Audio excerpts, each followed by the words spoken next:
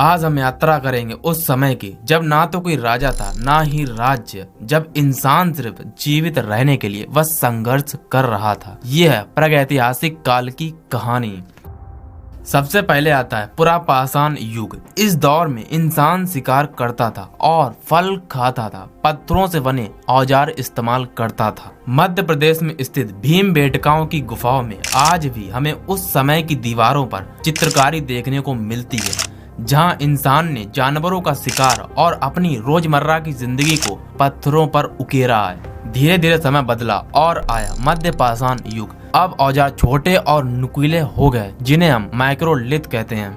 इंसान अब आग का उपयोग करने लगा और कुत्ते जैसे पशुओं को पालतू बनाना शुरू किया। इसके बाद शुरू हुआ नवपाषाण युग और यही वो मोड़ था जब इंसान की जिंदगी बदल गई। अब इंसान सिर्फ शिकारी नहीं रहा, उसने खेती करना शुरू किया, पशुपालन शुरू किया और अस्थायी घर बनाकर बसना सीखा। कश्मीर के बुर्जा होम स्थान पर मिले गड्ढों में बने मकान इसका सबूत है। फिर आया ताम्रपाषाण युग। अब इंसान ने पत्थर के साथ साथ तांबे का इस्तेमाल भी करना शुरू कर दिया। अनाज संग्रह किया जाने लगा और समाज धीरे धीरे संगठित होने लगा। लेकिन सभ्यता की शुरुआत हुई सिंधु घाटी सभ्यता से। इसकी खोज 1920 के दशक में हुई और इससे हमें पता चला कि लगभग 2500 ईसा पूर्व ही भारत में एक उच्च स्तरीय सभ्यता मौजूद थी। हड़प्पा और मोहनजोदाड़ो जैसे शहर काफी सुनियोजित थे। चौड़ी सड़कों, पक्की ईंटों के मकान और जल निकासी की अद्भुत व्यवस्था के साथ मोहनजोदाड़ो में मिला महान स्नानागार शायद दुनिया का पहला सार्वजनिक स्नान घर था। हड़प्पा में मिला अनाज भंडार हमें बताता है कि उस समय अनाज का उत्पादन और संग्रह कितनी बड़ी मात्रा में किया जाता था।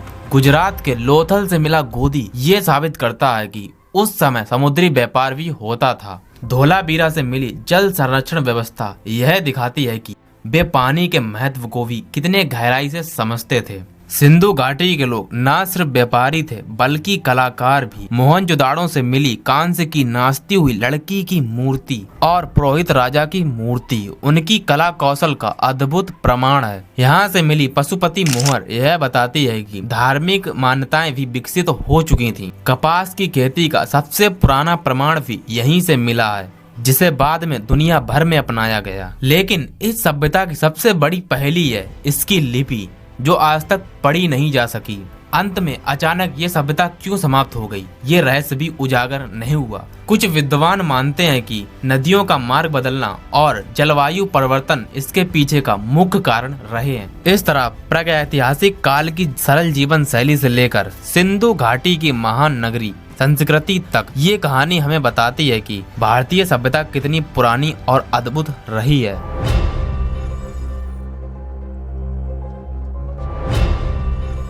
जैसे जैसे समय बीता इंसान की सोच और उसकी जीवन शैली बदलने लगी। पुरापाषाण काल और सिंधु घाटी की सभ्यता की सरल जीवन शैली के बाद अब आया वैदिक काल, जिसमें समाज, धर्म और राजनीति के मूल आधार तैयार हुए। सबसे पहले आता है प्रारंभिक वैदिक काल 1500 से 1000 ईसा पूर्व। इस समय आर्यजन यहाँ आए, सिंधु और गंगा के बीच के क्षेत्र में बसने लगे। उन्होंने वेदों की रचना की जो उनके धार्मिक ज्ञान, जीवन शैली और सामाजिक नियमों का आधार बने। आर्यों का समाज मुख्य रूप से ग्राम्य और पशुपालक था। कुल मिलाकर यह एक आदिवासी और गणतांत्रिक समाज था, जहाँ राजा या नेता नहीं बल्कि जाति और कुल प्रधान का प्रभाव था। इस समय के प्रमुख देवता थे इंद्र, अग्नि, वरुण। इन्हें मानकर व्रत, यज्ञ और अनुष्ठान किए जाते थे। धीरे धीरे समय बढ़ा और आया उत्तर वैदिक काल 1000 से 600 ईसा पूर्व। अब समाज कृषि केंद्रित और व्यवस्थित होने लगा। लोहे के औजार का इस्तेमाल शुरू हुआ, जिससे खेती में वृद्धि हुई। इस समय ग्राम्य जीवन से राज्य की ओर बढ़ने की प्रक्रिया शुरू हुई। वर्ण व्यवस्था और जाति प्रणाली का विकास भी इसी समय हुआ। ब्राह्मण, क्षत्रिय, वैश्य और शूद्र, इन 4 मुख्य वर्णों का समाज में अलग अलग कर्तव्य तय हुआ। साथ ही इस काल में पवित्र ग्रंथों का उदय हुआ पवित्र ग्रंथों ने जीवन, आत्मा, मोक्ष और ब्रह्म की गहरी समझ दी। इसी समय महाजनपदों का युग शुरू हुआ। लगभग 6वीं सदी ईसा पूर्व तक भारत में 16 महाजनपद अस्तित्व में आए। मगध, कौशल, विज्य संघ और अन्य प्रमुख राज्य थे।